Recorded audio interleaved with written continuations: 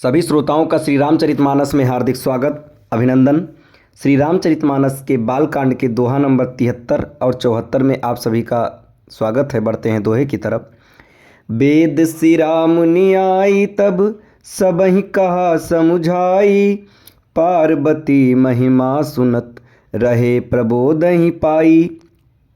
तब वेद सिरा मुनि ने आकर सबको समझाकर कहा। पार्वती जी की महिमा सुनकर सबको समाधान हो गया। उर्धरि उमा प्राणपति चरना, जाई विपिन लागी तप करना। अति सुकुमार न तनु तप जोगु, पतिबद सुमरि तजेऊ सब भोगु। प्राणपति शिव जी के चरणों को हृदय में धारण करके पार्वती जी वन में जाकर तप करने लगीं। पार्वती जी का अत्यंत सुकुमार शरीर तप के योग्य नहीं था, तो भी पति के चरणों का स्मरण करके उन्होंने सब भोगों को तज दिया। नित नित नव चरण उपज अनुरागा, बिसरी देह तपहि मुन मनु लागा।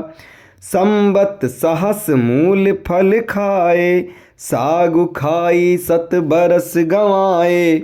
स्वामी के चरणों में नित्य नया अनुराग उत्पन्न होने लगा और तप में ऐसा मन लगा कि शरीर की सारी सुध बिसर गई। 1000 वर्ष तक उन्होंने मूल और फल खाए, फिर 100 वर्ष साग खाकर बिताए।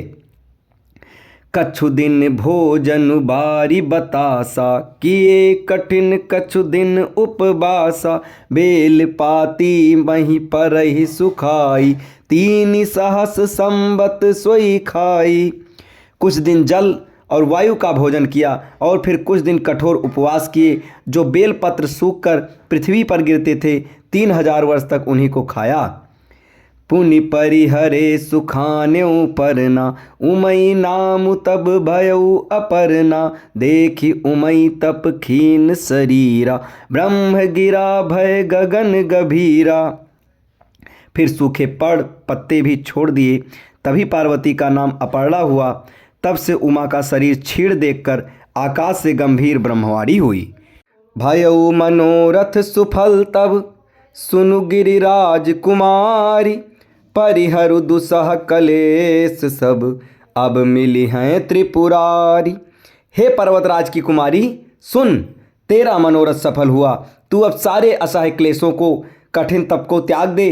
अब तुझे शिव जी मिलेंगे। अस तप काहू न कीन्ह भवानी, भय अनेक धीर मुनि ज्ञानी। अब उर्धरहु ब्रह्म बरबानी, सत्य सदा संतत सच्चू सुचि जानी। हे भवानी, धीर मुनि और ज्ञानी बहुत हुए हैं, पर ऐसा कठोर तप किसी ने नहीं किया। अब तू इस श्रेष्ठ ब्रह्मा की वाणी को सदा सत्य और निरंतर पवित्र जानकर अपने हृदय में धारण कर। आवै पिता बोलावन जबहि, हठ परिहरि घर जायो तबहि। मिलहि तुम्हि जब सप्त ऋषि सा, जानहु तब प्रमाण बागी सा। जब तेरे पिता बुलाने को आवें तब हठ छोड़कर घर चली जाना, और जब तुम्हें सप्तर्षि मिले तब इस वाणी को ठीक समझना। सुनत गिरा विधि गगन बखानी, पुलक गात गिरिजा हर सानी। उमा चरित सुंदर मैं गावा, सुनहु शंभु कर चरित सुहावा।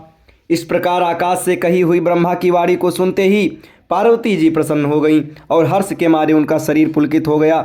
याज्ञवल्क्य जी भरद्वाज जी से बोले कि मैंने पार्वती का सुंदर चरित्र सुनाया, अब शिव जी का सुहावन चरित्र सुनो। जब ते सती जाई तनु त्यागा, तब ते शिव मन भयउ बिरागा। जब ही सदा रघुनायक नामा, जहाँ तहाँ सुनहु राम गुण ग्रामा। जब से सती ने जाकर शरीर त्याग किया, तब से शिव जी के मन में वैराग्य हो गया। वे सदा श्री रघुनाथ जी का नाम जपने लगे और जहाँ तहाँ श्री रामचंद्र जी के गुणों की कथाएं सुनने लगे। अब इसके आगे की कहानी कथा आपको अगले वीडियो में बताई जाएगी। तब तक हमारे साथ इसी तरह बने रहें। धन्यवाद।